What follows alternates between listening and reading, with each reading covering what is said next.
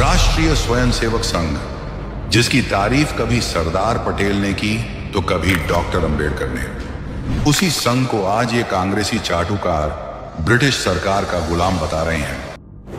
उस भावना से हम अपना जीवन जिएंगे। आरएसएस के लोग राम भगवान की जो भावना है उसको नहीं मानते, क्योंकि अगर मानते तो इस देश में जो नफरत फैला रहे हैं, जो हिंसा फैला रहे हैं, वो कभी नहीं फैलाते। जो किसानों के साथ वो अत्याचार कर रहे हैं, जो युवाओं को वो बेरोजगार बना रहे हैं, जो महिलाओं का वो अपमान कर रहे हैं, वो कभी नहीं करते। तो मैं आरएसएस के लोगों से कहना चाहता हूँ, आप राम भगवान को समझिए, उनकी भावना, उनके जीने के तरीके को समझिए। उन्होंने सिर्फ प्यार की बात की थी, भाईचारे की बात की थी, इज्जत की बात की थी, नफरत की बात नहीं की थी, हिंसा की बात नहीं की थी। तो जब भी आपको कोई आरएसएस का व्यक्ति मिले या बीजेपी का व्यक्ति मिले, पहले हे राम बोलो और फिर जय सिया राम बोलो। आरएसएस के लोगों को जय सिया राम बोलना पड़ेगा।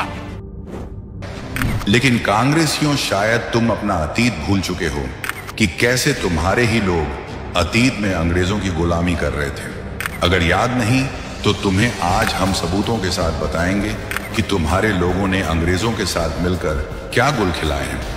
कांग्रेस की स्थापना साल 1885 में यो ह्यूम ने सेफ्टी वॉल्व थ्योरी के आधार पर की थी, ताकि भारतीयों में जो असंतोष पैदा हो रहा था उसे कांग्रेस के जरिए कंट्रोल किया जा सके। लाला लाजपत राय भी इसे लेकर ऐसा ही सोच तरफ थे वीर सावरकर, जिन्हें सालों तक काला पानी की जेल में रखा गया और कड़ी यातना दी गई। लेकिन दूसरी तरफ नेहरू को नाभा जेल से सिर्फ 12 दिन में ही रिहा कर दिया गया। लोग मुझे माफी वीर कहकर याद करते हैं, पर पूरा सच कोई नहीं बताता। आज मैं खुद आपको सब कुछ बताऊंगा। 1905 से मैं कई क्रांतिकारी गतिविधियों में जुड़ा रहा, जिसकी वजह से ब्रिटिश सरकार ने मुझे 50 वर्ष की सजा के लिए काला पानी भेज दिया। काला पानी पहुंचकर मुझे कोल्हू चलाना पड़ता था, लोहे की बेड़ियां पहननी होती थीं और यही कठोर काम रोज दोहराना पड़ता था। काला पानी की इन कठोर सजाओं ने मुझे भीतर तक तोड़ दिया था और मेरी सहन शक्ति भी धीरे धीरे खत्म हो रही थी। खुदीराम बोस और ढींगरा जैसे कई क्रांतिकारी अडिग रहे, पर काला पानी की कठोरता ने मुझे रिहाई के लिए याचिकाएं लिखने को मजबूर किया। इन याचिकाओं में मैंने रिहाई और राहत की मांग की और 1913 की अर्जी में भविष्य में कानून पालन की बात लिखी। 1921 में मेरी अर्जियों पर विचार हुआ और मुझे काला पानी की सेल्युलर जेल से निकालकर महाराष्ट्र के रत्नागिरी भेज दिया गया। 1924 में सशर्त रिहाई मिली। मैंने समाज सुधार के काम किए, पर आज भी कई लोग मुझे माफी वीर कहते हैं। आखिर अंग्रेजों ने ऐसा क्यों किया? कांग्रेसियों के पास इसका जवाब नहीं है। सुभाष चंद्र बोस ने आजाद हिंद फौज की स्थापना की थी और जिन्होंने अंग्रेजों को हर मोर्चे पर हराया, उसी नेशनल हीरो को तुम्हारे नेहरू ने युद्ध अपराधी बताया था।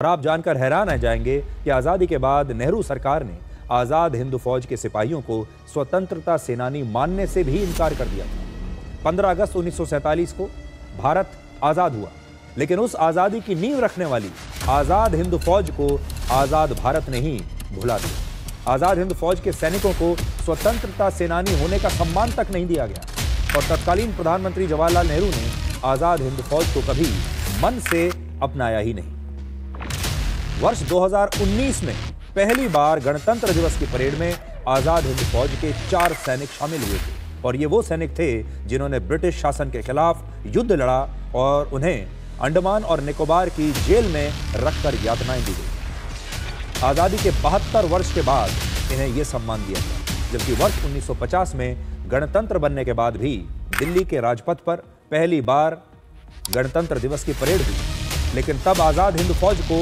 इस परेड में शामिल नहीं होने दिया गया। वर्ष 1972 में यानी आजादी के 25 साल के बाद पहली बार आजाद हिंद फौज के सैनिकों को फ्रीडम फाइटर यानी स्वतंत्रता सेनानी का दर्जा दिया गया। उन्हें पहली बार स्वतंत्रता सेनानी माना गया। जिन्होंने कदम कदम बढ़ाए जा जैसा मशहूर गीत लिखा, उन्हें अपने ही देश में खुद को स्वतंत्रता सेनानी साबित करने के लिए अदालतों के चक्कर काटने पड़े और तब कहीं जाकर भारत सरकार ने उन्हें एक फ्रीडम फाइटर माना। नेताजी सुभाष चंद्र बोस की आजाद हिंद फौज में करीब 45,000 से ज्यादा सैनिक थे, जिन्हें युद्ध लड़ने का अनुभव था, जो बहादुर थे, स्किल्ड थे, जिन्होंने देश के लिए अपना सब कुछ कुर्बान किया। लेकिन आजादी के बाद उन्हें भारतीय सेना में शामिल तक नहीं किया गया, जबकि भारत उनकी रणनीति और उनके अनुभव से बहुत कुछ सीख सकता था, उनकी ट्रेनिंग से बहुत कुछ सीख सकता था, उनकी ट्रेनिंग हमारे काम आ सकती थी, लेकिन उन्हें भुला दिया गया। आखिर ऐसा क्यों हुआ? क्या तब प्रधानमंत्री जवाहरलाल नेहरू को यह डर था कि अगर नेताजी की फौज को सम्मान मिला तो नेताजी सुभाष चंद्र बोस का नाम शायद सबसे ऊंचा हो जाएगा। क्या ये एक डर था? अंग्रेजों के राज में नेहरू गांधी परिवार के लोगों की जब गिरफ्तारी होती तो उन्हें अच्छी सुविधाएं दी जाती थीं, लेकिन दूसरी तरफ भगत सिंह, सुखदेव, राजगुरु, ऊधम सिंह जैसे स्वतंत्रता सेनानियों को जेल की कैद में सालों तक रखा जाता और उन्हें यातना दी जाती। पहले विश्व युद्ध और दूसरे विश्व युद्ध के दौरान कांग्रेस ने अंग्रेजों के साथ समझौता किया, जिसके बाद लाखों हिंदुस्तानियों को विश्व युद्ध की आग में झोंक दिया गया। कांग्रेसियों और उनके चमचों, अब बताओ अंग्रेजों की गुलामी कौन कर रहा था? कौन उनके प्रति अपनी वफादारी साबित करने में लगा था? अरे तुम्हारे नेता तो आज भी विदेशों में जाकर भारत की ही बुराई करते हैं ताकि यूरोप, ब्रिटेन और अमेरिका के प्रति वफादार दिख सकें। खैर, विदेशी मां से जन्मे बेटे से और उम्मीद भी क्या कर सकते हैं? तो बात ऐसी है, जिनके खुद के घर शीशे के होते हैं, कांग्रेसी चमचों उन्हें दूसरे के घरों पर पत्थर नहीं मारना चाहिए।